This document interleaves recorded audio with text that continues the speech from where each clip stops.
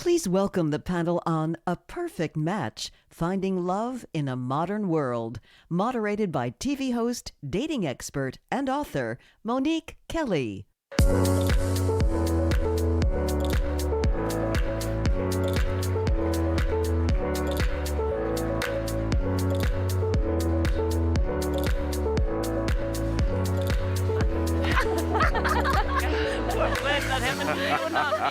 I was like, wait a minute. Hold that up perfectly. Well, good morning, everyone. Good morning. Good morning. There we go. As I said, my name is Monique Kelly, and I'm most known as being a dating expert. And here is a fact. People are either looking for love, in love, or getting over losing love. And it's various levels to that. Looking for love in yourself, looking for love that you might have lost in yourself as well. And dating and modern day technology go hand in hand as people look for love. And we still want to have that ultimate human connection. Everyone in here wants to have some form of human connection and ultimately love. So I am super excited to introduce my panel today. First, we're going to start off with Stephanie Danzy. She is the SVP, Head of Global Marketing for Tinder. I know some people in here have used that app, or it might even be on your phone right now, swiping left, swiping right. Next, we have Opheria Edu, founder of the Astro Twins. Hello, hello, hello. Hello. Next up, we have Mr. Devon Franklin, President and CEO of Franklin Entertainment, and he's also a producer and director. Welcome. Thank you. And next up, we have Amy Noble. She is a dating coach and founder of Love Amy. Hi, Amy. Hello. And last and certainly not least, we have young Pueblo, also known as Diego Pueblo, author and founder of Ready Platform Inc. Thank you. So welcome. Yeah. I was super excited to find out that I was going to have all of you on this panel because the things you all are doing in this space is exceptional. Now, before we get started, just a little bit of housekeeping. There's a QR code that you're going to see. Scan that QR code, and if you have any questions, put your question in, and I'll be sure to ask it. All right, so let's just dive in. I want to start off with you, Stephanie. And the first question I have, because a lot of times this definitely comes up, is Tinder. Some people say Tinder is known as a quote-unquote hookup app. What do you say to that sometimes? I'm so glad you asked, Yeah. because it's really a misconception. Tinder is actually the #1 source of relationships, more responsible for more relationships than any other dating app or any other entity that you could name. Yeah. I actually spend a lot of my time reminding people of that, that Tinder is really a place of beginnings and where you can find real meaningful connection. The bottom line is Tinder is for really anyone and for everything that you could possibly look for. Taylor Swift's future brother-in-law, if I may speculate, Jason Kelce, actually met his wife Kylie on Tinder, and the #1 relationship intent that people say they're looking for is long-term. So I'm sure, has anybody in this room used Tinder? Don't be shy. Yes, of course. I know. Under the premise of the question, you may be shy, but you shouldn't That's be, because half of people who online date have used Tinder. So the reality is it's universal. It's for all types of relationships, and it's really fun. You should try it. Swipe right, swipe left, and you never know who you're going to meet. It's casual until it's not. I love that. I love that, because ultimately, at the end of the day, the whole idea is getting people off of the dating app. Mm-hmm. How do you suggest people use Tinder or other dating apps while still incorporating organic dating? That's a great question. I think I always hear people say the apps aren't for me. I just want to meet someone in a grocery store. And I'm like, how's that working out for you? Especially if you're using Instacart or, just doing like the park your car and they'll put the groceries in your trunk. But look, the reality is, I think whether you're dating on Tinder or dating in any other way, the goal is how can you make it low pressure? I think if you go on a date and you're acting like, do I want to spend the rest of my life with this person? That's really intense. Like, I don't know that my husband would have met that bar, and I did meet him on a dating app. Your first date should just be like, am I having fun? Would I want to have another conversation with this person? It doesn't have to be like, all right, it doesn't have to be married at first sight, though I know we've got some experience with that on this stage, that can work too. But I think for most people, if you can just sort of take it a day at a time and really act with curiosity and kindness, you and your date will have a better time. And one other question before I move on. How does the app bring real life dynamics into dating so that there's more of a connection? Yes. We think a lot about this, and I actually just spent the last 2 days at a beautiful hotel in Laguna Beach talking with other Tinder leadership about, how do we meet people where they are with dating, and how do we continue to evolve the experience so that it matches what people need. One of our recent kind of innovations or things that we've been focusing on is how do you bring friends into the experience? Yeah. So it's so common when you are single that you go to a bar with a friend and they wingman you or they set you up or that sort of thing. We actually just launched a feature called Matchmaker where now your friends can swipe for you. So if you haven't tried Tinder and you're married, you're not looking, just find a single friend and then you can help them out.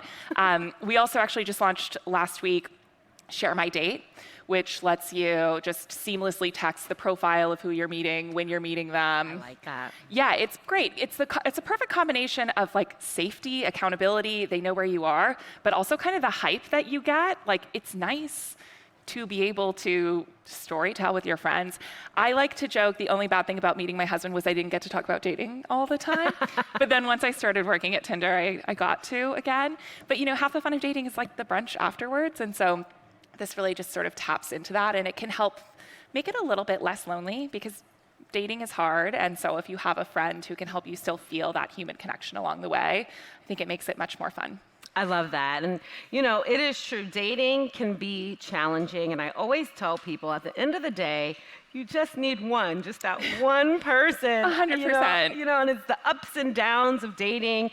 But when you meet that one, it makes it worth it. And I also always say being single is so brave because you're constantly having to put yourself out there and risking the potential of disappointment and heartbreak. But the ultimate goal is always the best part. Which brings me to Ophira. Ophira. One of the things that people talk about often in dating, life in general, is astrology. I'm a Leo myself, okay? So let's talk about astrology's usefulness in modern dating. Can you tell us more about how it helps you be authentic? Yeah, well, the thing that I think of astrology as a spiritual technology, or actually an ancient technology that still has, it's still relevant. So when you're dating someone or meeting someone, you don't want to tell them everything about yourself, but if they don't know your quirks and the things that make you unique, then how do you connect? Yeah. So astrology is kind of like, it gives you permission to show a little of your uniqueness without, giving away your address or telling them something that like, whoa, too much TMI, I don't think we can do this. Yeah. So, yeah. And then how does astrology provide helpful tools to navigate the growth of a relationship through every phase, from meeting to the first date to the third date to relationship post? Absolutely. So I won't ask you guys if you use astrology in your dating because you won't admit it. But, if they show their sign in that dating app, we all want to know. So at any phase of a relationship, at the beginning, it helps you with, like, I call it a little bit of dating insurance. Like, all right, I know they're a Scorpio, and I have heard a few things about Scorpios, but, don't believe all of it. Give everyone a chance. But if some of those signs show up, and then I'll know. Along the way, you can use it all throughout a relationship. Actually, if you take your sign and another person's sign, there's a technique that you can blend them into one sign, an average, and that becomes the zodiac sign of the relationship. So every relationship actually has its own map to go along with it too. So these are the things that we tinker around with under the hood for. And you've mentioned before about how astrology can help with dating insurance. Yeah. Tell me a little bit more about that. I think dating is one of the most anxiety-producing things that people do today. When we're weighing whether it's worth it or not, I think more and more people are saying, I think I might be better off alone because choices compound. It's not like, well, I had a bad date, on to my life. It's like, no, I really like this person, and now I'm going to get attached to them, and I won't be able to focus on work, or it affects every part of your life. So people are having to weigh whether it's worth it to invest that. So it helps. I think it can be one of the helpful metrics that you can use. Absolutely. And it kind of leads me to Devon. Love is all about a spiritual journey and connecting with someone being a spiritual journey. How is that brought into dating and human connection, that spiritual journey part of it? I think it's probably not brought in enough. My point of view is, I didn't know what it meant to be single until I got divorced. Yeah. And what I realized is, so often we're focused on finding a person instead of finding ourselves. And a couple is only as strong as the two singles that make up the couple. I love that. And if I'm single and I don't know the power of what that means, then I'm going to give that power away to whomever I get in a couple with, because I'm going to think that being in a couple improves my status, but it doesn't. If you're not happy as an individual, you're not going to be happy in a couple. Right. If you aren't the keeper of your happiness now, you're not going to be the keeper of your happiness then. So spiritually, I believe God created us single for a reason, because we are individuals. And in order for me to be an individual with another person, I have to then first be an individual with myself. Yeah. And I can't look at being an individual as a less than status, but in our culture, there's that temptation. Oh, well, I'm not with somebody, or why hasn't someone asked me out on a date? Well, when was the last time you took yourself on a date? Hey, I'm gonna date me. I'm gonna love me, so that when I am with somebody, I actually can show them how I want to be loved. Yeah. So spiritually, it's understanding that being single is a divine position. And even when we're in a couple, we're still single. We just have a different status, if that makes sense. I love what you said about being single as a divine position. That's such a great way to look at things. Because a lot of times people are like, oh, I'm single, and that's the worst thing possible, and it really isn't. And you've been traveling the country speaking on the idea of one-on-one. Mm-hmm. What does that mean? Yeah, one-on-one, it just means, that we have to understand when we look in the mirror how unique we are. Yeah. Because again, there's the idea that I get in a relationship and whatever I'm not doing for myself, I need my partner to supplement. Mm-hmm. My value, my worth, my happiness, my recreation, whatever it may be, my spirituality. When I know I'm one of one, that means I look in the mirror and I say, I love you. Wow, God, you did a great job. Man, wow, there's nobody else on planet Earth like me. So I know my value. So then that absolutely improves everything I do, not just in dating, everything. When I know I'm one of one, I work at a company, I add value to that company. So if that company doesn't recognize that value, I may have to find a new place. Why? Because I'm one of one. I'm unique. And too often we discount that uniqueness because someone hasn't validated it in the form of, asking me out, or I haven't gotten the promotion, or whatever it may be. So one of one is a state of empowerment, to know that right now you are unique, you are powerful, you're amazing, you're incredible. And when we know that, then we choose differently. Yeah. Then we can evaluate better. Does this job work for me? Does this person work for me? Why? Because I know my worth. Yeah. Instead of needing that situation to define my worth, I define it on my terms. And then I bring that worth to whatever I do. Absolutely. And let's talk about something that is inevitable when it comes to dating and relationships and even marriages. Heartbreak. Yes. Disappointment. No matter where you are in life, it's unavoidable, right? And I'm sure someone in this room, or some people in this room, are in the middle of a heartbreak right now.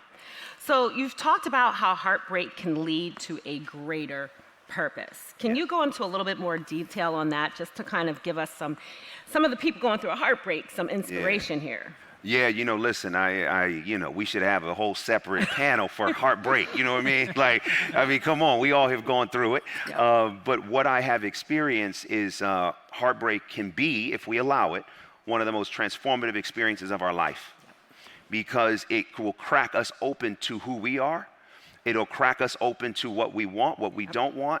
It will crack us open to the revelation of the truth of how we were created. And I know that when we talk about dating and love, and we are very hesitant to put ourselves in a situation that we think will produce pain, and we associate heartbreak with pain. And so as a result, sometimes we don't put ourselves out there, or we're not our full self because we don't want to get hurt. But the reality is, if I'm not fully living, then I'm never going to fully experience what's possible. And when we look at heartbreak through the lens of it absolutely works for me, then I can go into any situation with an open heart and open mind. And if that situation breaks my heart, it doesn't really break my heart. What it really breaks is my hope. Oh, because say that one more time. Heartbreak is hope break, meaning I hoped this would be something. I hoped this would be, a long-lasting relationship. I hoped that we would be able to do all of these things. And when that hope doesn't happen, that's where we experience the pain. So part of that pain is saying, okay, maybe what I'm experiencing is what I needed. Yeah. And even though I didn't hope for this moment, I needed this moment. So let me not get jaded, but let me be open to the process of healing so that I can hope again with the right person at the right time. I love that. Wow. That's good. Now we're going to move on to Amy. I think this is a perfect segue, because you speak a lot about how you marry a holistic view of human connection to modern dating. Can you elaborate on that? I think it's so interesting. Yeah, well, if you would have told me 10 years ago that I would be A, sitting up here, B, marrying the love of my life 2 weeks ago, who I met on Bumble, sorry, Stephanie. Another success I was on story. Tinder. And launching a dating coaching business that is the purpose for my entire life, I would have laughed hysterically. So I sort of invented my own job out of need. I tossed myself out of a 20-year marriage. It was the hardest thing I'd ever done. 2 pissed off preteens, really fun. And I heard only horror stories from everybody about dating, about the online dating sites. And I just sort of said, I'm going to do things differently. There has to be a way. Here's what I learned. Nobody teaches you how to intentionally date. No one. I think that we should learn that when we're young, along with financial wellness, but that's another panel. I cannot help you. So I developed a program that helps you understand, where have you been? Because if you don't know what wounds you have, you're going to carry them right into your next relationship. Who am I now? What are your core values? I have my clients take a core values quiz. Mine are gratitude, humor, and family. And those were always questions I asked on dates 1, 2, and 3. So building the roadmap for being intentional. And then who are you looking for from the inside out? I have a trick question on my intake form that I have people fill out, what's the vision of who you want? And it's always brown hair, 6'1". It's no, someone who makes my wounds his love language. Someone who really makes my happiness his or her own, It's what are those qualities that really matter to you? So, I really think that at the end of the day, you are your energy. So it's not about how old you are, what you look like, where you live, what you do, but it's your energy. It's what you're bringing into the room. So that's the holistic part. We can optimize the apps, but we have to know who we are and what energy we're bringing to the table. And how do you address clients that feel like they're stuck on apps? A lot of people, they feel like on apps there's the BBD, as I call it, the bigger, better deal. Or, people just don't really commit to things because they know they can get back on the app and, find someone else. Or your clients are terrified of getting on the app and in their head. How do you help people who are in that place of stuckness? For I love this question, and I hear it all day long. So I hear this, like, I would never date 95% of anybody on an app. The apps aren't for me. And it's like the same amazing person that you are about to meet on Saturday night, your friend's dinner party that you're probably going to cancel on, is also on the dating apps. But you are not going to feel their energy from a couple of photos and a couple of sentences. So you cannot trust yourself. If they check a few boxes, say yes, say hi, it's a bit of a numbers game. So that's, step one, is to sort of get over the fact that, like, I'm not into the apps, I don't like those people. We're all the same. Yeah. It's just a medium. So that leads me to Diego. Because, Diego, I've told you, you've got me through many of life's trials and tribulations, just reading your quotes and reading your books.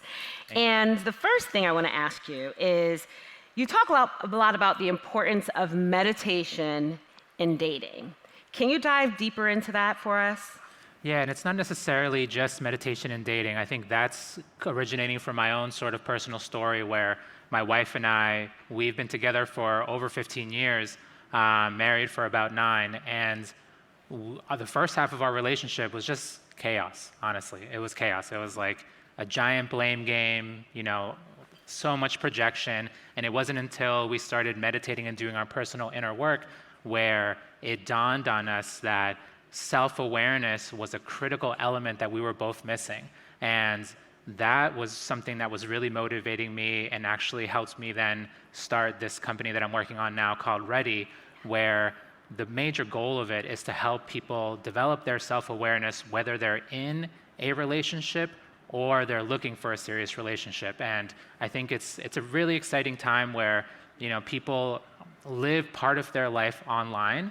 So what we're hoping to create from this is a relationship support app that includes a dating function for people who want a serious relationship. But before you can enter our dating pool, you have to do that self-reflective work. You have to build your own self-awareness, and then you can see some matches. So it's an exciting time, but I think without self-awareness, you're just not going anywhere with your relationship. You need to be able to see yourself to understand, okay, I'm projecting, okay, this is a moment where I have to have more compassion, okay, I see the qualities that are missing in me, so let me develop some new qualities that can help my behavior improve in the relationship. And let's talk a little bit more about this new app, Ready. When is it launching? It's launching this summer. We'll release the alpha in New York City. And I'm excited because it feels like there's nothing out there yet that really supports relationships. There's couples counseling, but couples counseling is quite expensive and inaccessible to many people. So we're trying to develop almost an alternative to couples counseling. You can also match on our app, find someone who is looking for a serious relationship. So we're targeting this audience of people who are looking for something serious, who care about their personal growth, but we want to support you through the lifeline of your relationship, because relationships don't just, it's not like the movies. It's not like you overcome one hurdle and then you're together forever and it's blissful, right? It's not like that. There are going to be multiple ups and downs to your relationship. So we're trying to support people when they're getting together, support people, if they decide to have kids, like how do you stay connected with each other when you're raising a 2-year-old? Or what do you do when you're raising teenagers, or if you have a moment of heartbreak? So we're trying to really just follow you through the lifeline of the relationship. And I have to ask this because I know people are wondering. How do you weed out the people who are not serious about relationships on this app? Well, it's pretty easy. If you don't want to do the self-reflective work, you're not going to see a match. So a lot of people talk these days about how they want to be with someone who's doing the work, right? And the work is this like amorphous, almost like enigmatic term that people can't quite pin down. So what we're trying to do at Ready is literally visually show, if you are doing your personal reflective work on the app, people will be able to see how long is your streak of, how much work you've been putting into yourself, how do you cultivate yourself, like what values and what goals are you currently working on. So you'll be able to get a visual representation, oh, this person's actually doing the work. So your answers are your own, people won't be able to see your answers, but other people will see like, wow, this person right here, is not only cute, but they're working on themselves. Oh, we like that. Yeah. Awesome. We like that. Visually stunning on the outside and on the inside is a beautiful thing. Yeah. So just a reminder, if you have any questions, feel free to scan that QR code and enter the questions. I'm going to get to that shortly. But I do want to talk about dating in different decades of life, okay? Because, dating in your 20s is very different than dating in your 30s versus dating in your 40s, if you're a person of a particular age. So, Amy, I want to start with you. How do you coach your clients who are, let's say, 40 plus, re-entering the dating world, who are terrified of this? They've been married for a good amount of time and they're re-entering the dating world. What do you tell them? Yeah, that was me, that was me. And first I say to them, well, they all say something's wrong with me, so can you help me figure out what's wrong with me? And I say, there's nothing wrong with you, you were just never taught how to do this. And so it's really about figuring out, again, who you are now and what you really want. Also, I think our role models were sort of, not the greatest in terms of showing us that you can begin again any day. Any day, any year, any decade. I have an amazing client right now. He's 72. He's in Port St. Lucie, Florida, and he is dating up a storm. Okay. He is living his best life. And he's like, his wife died 3 years ago. He never knew it was possible. So we are not our parents' generation. We are carving a whole new path for ourselves. It is never too late. You can begin today with renewed optimism and excitement. So. I love that. And that brings me to you, Stephanie, with Tinder. And how are you bringing, generations outside of Gen Z into Tinder and making the process a little more age appropriate? Yeah. So we are a majority Gen Z dating app, but we have people across all demographics. And actually, we had a woman reach out recently who's in her 90s. Oh, and wow. she said, I just started using Tinder and I'm having so much fun and I want to know if I'm the oldest woman on Tinder. We were like, I don't know, maybe, right? So we went and pulled it and it was like, no, there are actually people who are in their late 90s and early hundreds who are on Tinder. Wow. I don't know if you'll find them in every city, everywhere. It's not our densest population, but it can work for anyone. It's intentionally very open-ended. I'm actually really interested, Amy, in what you said about checklist. We talk about that all the time. I hear from single people like, oh, I know what I want, I just haven't found him. He's 6'5" and an architect and has a house in the Hamptons or whatever. And Tinder is actually, what I think is really beautiful about it is we do not let you hard filter based off of pretty much anything. You can pick age, gender, and distance. So those are the only things that we will kind of hard filter for you. And so, look, that's not for everyone. There are people who are like, I don't care, give me the 6'5" guy, right? But the reality is that's not what makes for a compatible relationship. Right. And so that's why we kind of believe in the serendipity of you do have to get offline and you do have to connect. But as a marketer, it's really hard to say to somebody no, you can't use height as a filter and you don't know what you want. And I'm curious as a coach, how do you manage those conversations? The height thing, it's in my intake form. Is height a thing for you? And I'm like, every time it's like, it's so true, Stephanie. If you lined up the last 10 of my clients who met their person online, and I said, raise your hand if this person is exactly the vision you had, and no one would raise their hand. You're looking for a soul connection.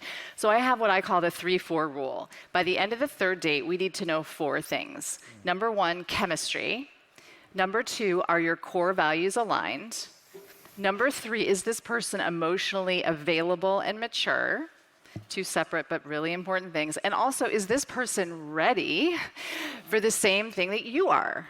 Right? And you have to ask questions on dates 1, 2, and 3.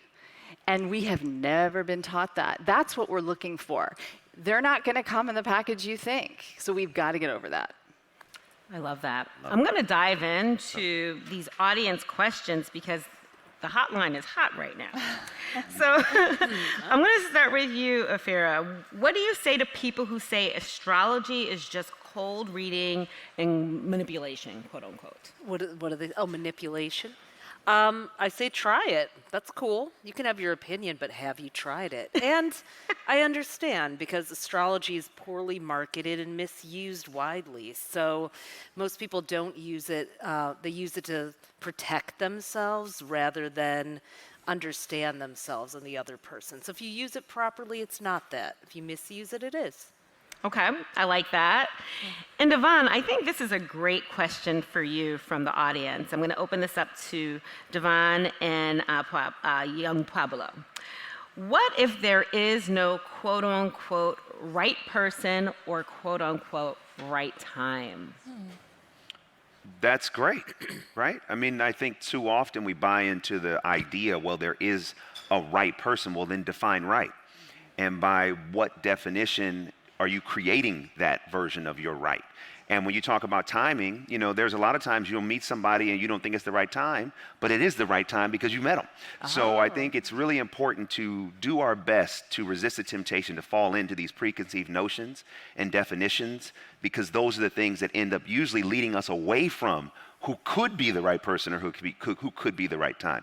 And my opinion is a lot of times you never know what's right until, Amy, you know, so you got to experience. You got to, yeah, okay, I don't think this is right, but let me at least see, you know, and you go out and you say, oh, wow, this was much better than I anticipated. Or I didn't think I was ready for a relationship, but here the relationship is. So I think it's really important to get away from what we deem right and just look at what is true. I like that. You know, that's what I would say to whomever asked the question. Building off of what Devon's saying too, it's really important to just try to flow through life as opposed to try to force your way through life. So there's a lot of people, like I tell some friends who are, you know, really deeply want a relationship, but they're out there like hunting, you know, and I'm just like, think of a hunter in a forest. Like they're so loud and you're like just running around through the forest. Everyone's going to run away from you. You're putting off the wrong energy. Right. So turn inward, focus on yourself, cultivate the qualities of compassion. Basically being able to see outside of your own perspective, a critical thing for your friendships, for relationships with family members, and for intimate relationships with a partner. So being able to have that compassion, but that needs to be cultivated first with yourself. Having your ability to see more than just the quick narrative that your mind develops. So the basic idea is that when you start really cultivating yourself, your growth, your kindness, your compassion, and you start activating that self-love in your life, you're going to notice that the energy that you're putting off through your actions is going to be quite different. And then someone may come along. But as long as if it just so happens, like Devon was saying, then beautiful. There's an experience there waiting for you. It doesn't need to be like a lifelong, permanent relationship for it to be deeply impactful and positively life-changing. I love that. And let's talk a little bit about the business side of apps. What are the panelists' opinions, and I'm going to start with you, Stephanie, on how paywalls and subscriptions on the dating apps have changed the dating app landscape? So I think it's important to make a distinction between how Tinder and many other apps monetize versus social media, which social media is all about advertising. They are monetizing the time that you spend on the app and therefore trying to figure out how to keep you there. That is actually not at all what makes up Tinder's revenue. We are very much focused on outcomes and getting you out there. So, I do get this question a lot. Should I pay for a premium subscription? I think, look, do you pay for premium Zoom in your workplace? Like probably, because it gives you better features. And there is a reality that I think if you are serious and have a specific intent in mind, there are a lot of things that can be a useful tool for you. Whether that is, we have something called a swipe note where you can actually like send something ahead of time, which is a great way to make your personality shine or stand out in somebody's inbox, right? So there's things like that. Look, you don't need it to be successful, but they can help. And I get it and I don't, in terms of there does seem to be a stigma about people saying like, if I pay for a dating app, is that thirsty? Like we are talking about the most important human connection in your life. Like, why wouldn't you spend money and time to do that? I think, people often think about online dating as like Uber, but it isn't. You don't get to say, I need a car to pick me up from here and take me to here. Like, there's a lot of different people who may or may not be a match. And so I wish we could charge infinite money if we could say, press this button and I'm going to give you your Uber driver equivalent of, your lifelong partner. That just isn't how it works. And so I think dating in all aspects can be frustrating, but it can also be really illuminating and really fun. And once you find that connection, it's worth it. And that's really what we focus on, and that is what we monetize, is finding a meaningful connection. Because then you go and you tell people about it, and that helps our word of mouth and gets more people onto the app too. Now, Ophir, I like this question for you. Can we talk about playing hard to get? I want to lead with authenticity and not play games, but my evidence is that playing hard to get actually works very well in the early stages. Are we attracting the wrong people with this strategy, or is it actually advisable in the early stages of dating? Let me just say this. Don't play so hard to get that you don't get got. But I would love to hear your perspective, especially with astrology, because I'm sure some signs are worse than others. Yeah, I love it. I mean, we're all looking for these strategies, right? It's that dating insurance mindset that I talked about. So when I work with people on dating, I work on two things. I work on timing and beliefs. So what belief is underneath that question that you think that you need to play hard to get? There's a belief that if you don't, something bad is going to happen. You're going to get hurt. I love what you said about hope, right? And to the subject of timing, I actually believe there are many right times. At any time, the universe could deliver the perfect match for you, and I can help people see, actually, this is a very fruitful time for you to go and be more authentic. So I think we all long to be more authentic, but we're scared that if we do, something bad will happen. And why a lot of the times my sister and I, our company gets hired by dating apps to create special content, because everyone really wants to know, what should I do? How can we need that little bit of validation. Apparently when you give someone validation and they're seen and heard, it actually causes the brain to release dopamine. And that gives us the confidence to take one action. So if we take one forward action with that little hit of courage, like, swipe right instead of left. Is that the right way? Yes. Sorry. Okay. Yes.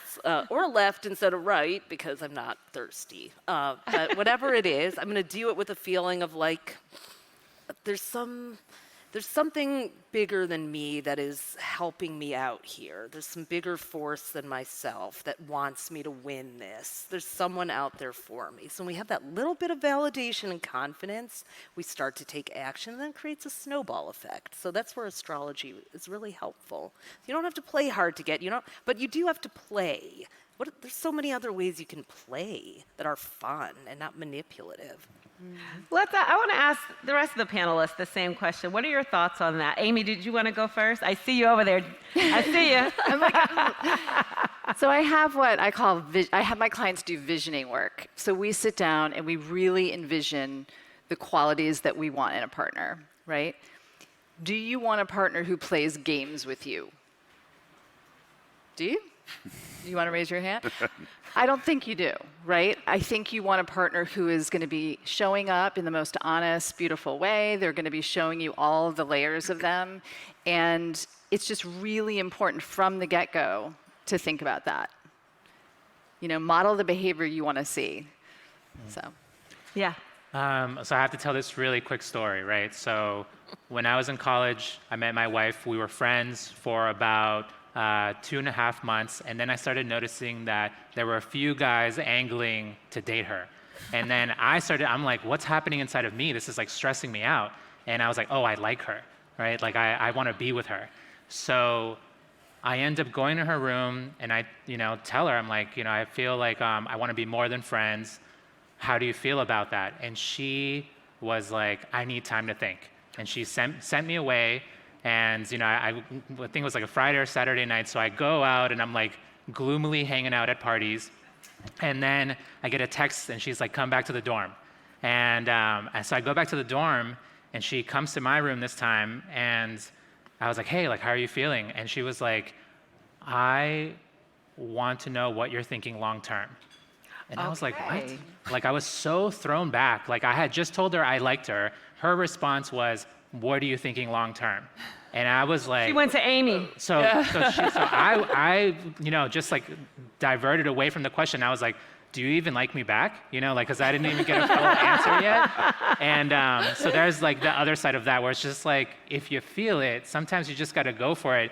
And she totally like mapped it out for us. You know, like, we've been together all these years. So That's amazing. I love that. That was intentional dating at its finest. she was a bold one. Yeah. Love That was her. a Taurus and a Sagittarius. Devon, what's your thoughts on that? Taurus. My thoughts? Devon, on playing hard to get in the game. Man, I feel like I'm just learning up here. I'm learning. You know, I mean, I agree with the point, right? I agree with it. It's just, you know, as someone who's kind of navigating the dating space, you know, it's not gamesmanship, but what I have noticed, and I'm gonna hire you. All right, okay? we got it. What I've noticed is that and maybe this goes to, you know, the hunting point. If there's an over-eagerness, that is not, I've noticed that it repels people, right? So the idea, I don't know that it's a game, right? But I do think that there is some level of needing to establish yourself and your power in the dynamic without just being so open from day one and who I am and what I'm about, almost like feeling the person out and letting them feel you out. And, you know, but that's my experience. So I don't know if that's a game, but I've had both experiences where I'm totally open and they're like, yo, you're too open, I'm out. Yeah. And then there's times I pull back and they're like, yo, what's up? No, I think that's a really good point, and I always say we're either operating from fear or love, and usually it's somewhere in the middle. It's partly, I'm also an intuitive, so it's partly my job to figure out where people are vibrating. But I think if you are vibrating closer to the fear end of the spectrum, you are going to be double messaging, triple messaging. You're going to be coming at people too hard, too fast. Good. So it's like modulating the fear to love ratio, I think, is sort of what you're saying. What's an example of over-eagerness? I'm curious. I like tangible evidence. Say it again? What's an example of over-eager behavior? Oh, okay. So now you're getting in my mix. Okay, I'll tell you about yours. Who, me? No, you know, it's that, right? Like the vacillation between fear and love. It's like over-eagerness is a lot of communication quickly. Oh, I just met you. Hey, how are you? Let's go out. Okay, we went out. Oh, thanks. It was so good seeing you. You hit him up the next morning. You know, it's just like a lot, you know, in that early period of time. I mean, once you get into a relationship or you're really dating somebody, I mean, I think that's kind of par for the course. But in those early days, that to me is what over-eagerness looks like. And it's also just an energy. It's just a disposition. You know, when you're not really settled in you, you know, or those moments when I wasn't settled in me, that comes off like a fragrance. And people are like, I don't want to smell that. You know, if I'm looking at you, I want to smell your confidence. Yeah. I like that. Totally. Stephanie, how do people with dating apps, what are some examples of people being over-eager on the app? Yeah, I think like triple texting can be an example. Stop triple texting. That seems to be a growing theme here. You know, there's definitely, I agree with the other panelists that there's a balance. What I often hear as a failure mode for people is you treat a date like a job interview. So, you know, like, how much do you make? Do you want to have kids? Blah, blah, blah. I like to say, I think I said it earlier, it's casual till it isn't. Like, my first date with my husband was not, oh, we're spending forever together. And pretty much no one's is. I lead marketing for Tinder. And we launched a campaign about 1.5 years ago called It Starts With a Swipe, which is all about all the different types of relationships that can come. And we were specifically looking at tackling the hookup perception that you brought up earlier. And you know, one of the kind of strategic discussions we had was actually about, can you reframe a hookup? Because again, people think like, oh, well, marriage is one kind of date and casual dating is another kind of date. But that actually isn't how it works. Like, people have, one of those ads, actually, the one that performed the best, says shows this couple, and it says they're in a bar. It says sometimes a one-night stand, and it zooms in on them going in for a kiss, and then zooms out, and they're in a furniture store, and it says turns into two-night stands, and they're moving in together. But like that's how it works, right? Like you have a first hookup with your spouse, with your boyfriend, with your girlfriend, and so I think the more that you can just like try to take the pressure off of every single engagement. The other big failure mode we see in dating apps is people who are like, no this, no this, no this, no this. Like, don't give your laundry list of no's. Talk about what you bring to the table and why somebody should want to spend time with you and how they can connect with you. That's just going to lead to much more natural, fun conversations. If you're having fun, they're having fun, you're going to be connecting. And Diego, I want to ask you this, and I'll open it up to the rest of the panel as well. How do past experiences shape our approach to love and intimacy? Oof, they're massive. They're massive. I think that's something that a lot of us are trying to understand more these days, where essentially whatever you have felt in the past, whether it's a form of trauma or a form of hurt, these moments leave an impact on the mind. They will settle into the mind, so you may not think about them all the time, but they'll settle into your subconscious and they'll actually affect the way you're currently perceiving the world. So I literally just posted about this yesterday, where your perception will connect whatever's happening in the present moment with something that it remembers from the past, and it will evaluate it, positive, negative. So you're speaking to someone and they say a string of words that reminds you of a trigger point from the past, and immediately you didn't even give this person a chance. This person they're not even gonna harm you. They have no intention, no ill will to harm you, but already your mind says bad. This is not good. So when you're walking through life with this heavily coded lens of the past, especially those tough emotions, and you're trying to see the present through that filter, it makes dating and relationships really difficult, where this is why it's so important to, as you're putting yourself out there, because these two things can be done simultaneously, where you can go out and stay open and allow for a partnership to arise organically, but at the same time, you got to be doing your own healing work, because if you've experienced trauma or not, you can definitely experience from growth. You can definitely definitely benefit from growth and benefit from healing. And I think that's something that would, in your dating life and in your personal life, you have to let go of the heaviness in your mind that's clouding your perception. I love that. Does anyone else want to speak to that? I have a question. I love what you said. I'm obsessed with you. I have a question. Join the club, Amy. I know. I'm like, I have a question in my intake form. What are the stories that you tell yourself about how lovable or unlovable you are?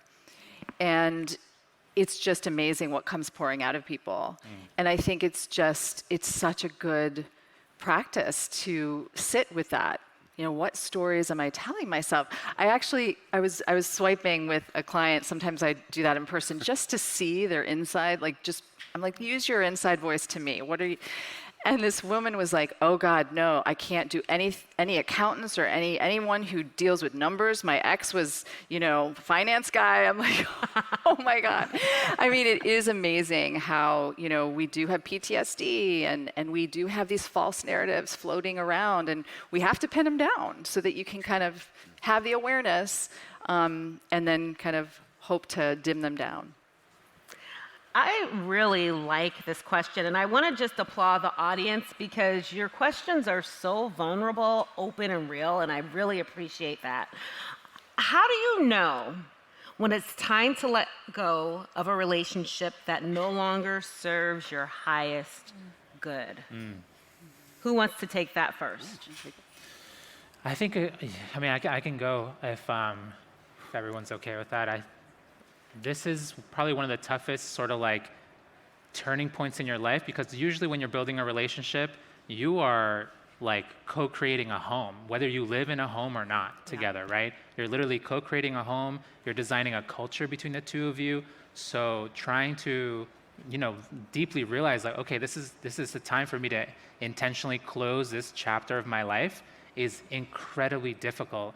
And I think one of the main signs is if the misalignment is constant. And not only if the misalignment is constant, but even if you've acknowledged it, the both of you, and you continue trying to put in effort in different ways, trying to adapt your behaviors, trying to understand more about how to support each other's happiness, and it still doesn't work, and then your intuition clicks and it's like, it's time, right? Because the same way your intuition will click like, okay, spend time with this person, right? Like going back to that story with my wife, the reason she asked that question to me and asking me, what are you thinking long term, was because she didn't want to sacrifice a good friendship. Mm-hmm. She was like, if this is going to be some flimsy thing, then it's not worth it to me. I'd rather be friends. But the same way, your intuition can tell you, yes, spend time with this person, put energy into it. And if the misalignment just continues, then eventually your intuition will let you know it's time to go. Absolutely. Yeah. Devon, did you want to speak to that? Because I know you talk a lot about loneliness and how you can't let that drive you, and especially the hope after heartbreak. Yeah. No, I mean, this is probably one of the hardest decisions, like when to move on. And part of it, I think, building off of what Diego was saying, part of it is like identifying, what direction are you going? Yeah. And a lot of times in a partnership that's going this way, you feel the tug that we're not heading in the same direction. Yeah. We don't want the same things in life. And we keep trying to find the space to walk together, but we can do it for a moment, but then you may go this way or I may go that way. Yeah. And so much of knowing when that is knowing yourself. Mm-hmm. You gotta know who you are, you gotta know what you're about, you gotta know where you're going in life, you gotta know what you want out of life. Yeah. And I don't believe at the first sign of a problem, that's the sign to just, pull the parachute and get out of a relationship. I think it's important to articulate what your needs are in that relationship. Say, this is what I need, and see if the partnership can support that. And if you can support the partnership's needs, and if so, stay in it, work it out. But if you can't, at a certain time, going back to, Diego saying, I think, you will feel in your spirit when it is time to move on. And that will be a time of great tribulation, because again, we have a hope that this was going to be the relationship that would last for eternity, and maybe it isn't. And to reconcile that, and not only reconcile that, to feel worthy enough to know yourself and your needs, that you're going to choose that by getting out of it and instead of staying in it and knowing it's not servicing you at your highest good. Mm-hmm. So it really comes through a process of identifying, are you going in the same direction? And if you can't, and if you're not, then at a certain point you have to make the decision that it might be best to go solo. Absolutely. And I can speak to that because that is exactly the point where so many people come and book an appointment because they've made an investment, maybe many years. They have a family, they have a home, even if they don't have that, they don't know, is it better to stay with the devil, or, it's the compounding choice factor again. So what happens is when we look at someone's chart and all the planetary alignments and even their past lives, and I know that sounds wacky because it did to me when I found it, but I've looked at thousands of charts, so I can say that with a straight face now. You may find out that the reason you're still there, or that person is in your life, actually has nothing to do with even you or them. And people are able to make peace with that. What did you get out of this? To actually, I'd say, don't try to let someone go or overcome them. Integrate them, almost absorb them into yourself. Have gratitude. They were there for a purpose. And when people are able to see what that purpose was, they can actually appreciate and celebrate it and decide if they want to stay or go or do any other things.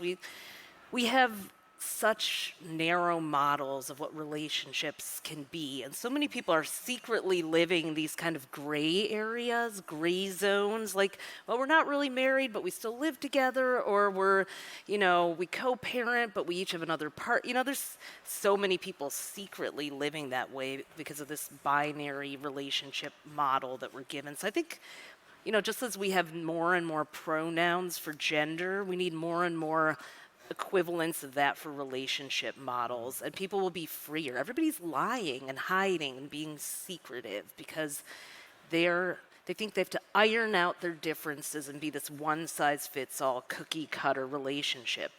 but what they really want inside is something different. Yes, I want to have a partner who's stable to come home to, and I want this exciting thing, and I want to flirt and feel like a stranger thinks I'm sexy and play hard to get because that makes me feel like I'm 31 when I was at my hottest. I want to reconnect with that person, and I can't tell anyone that. Those are the stories that I get to hear as an astrologer within 3 to 5 minutes.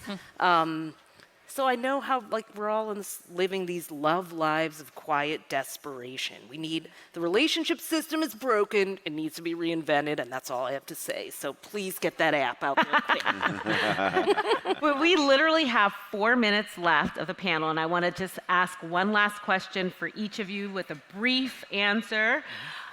What is the last thing you want to leave our audience with as it pertains to finding love, being in love, getting through heartbreak, enjoying love? Like, what is your last brief tidbit of advice? I'm going to start with you, Stephanie, and we'll work our way down, ending with Tiago. Yeah, it's simple. Tinder works. Like, don't be proud. Just get on the app, be open-minded, be curious, and you can be one of the millions of people who has found a meaningful connection through Tinder. Okay. You're not broken, they're not broken. We all contain multitudes and contradictions. Have fun with that. I would say, to be reminded that love is the most powerful force in the universe. It always wins. And be open. Don't let your heart close. That is the greatest trick of heartbreak, is to close and to not open. But you can't receive what you're not open to receive. So take some time to heal, but keep your heart open. That is the way to experience love, not just from someone else, but also yourself. Yeah, I posted about this today. Being lovable is your birthright. Yeah. Every single newborn is born into love, and somewhere along the way, the doors start to shut. So just know that that is your birthright. You are lovable as you are right now, and the best days of your life are very likely ahead of you. I would say to people, relationships can bring you a lot of comfort and a lot of joy, but they're not going to make your life easy. Relationships are about learning. So when we understand that, and we understand that relationships, even the most beautiful, loving relationships, will have so many ups and downs, then we sort of open ourselves up to the reality that this is an opportunity for the relationship to show me where I can grow. Well, this was a perfect match of a panel. I appreciate all of you for coming, and our time has ended, so thank you. Thank you.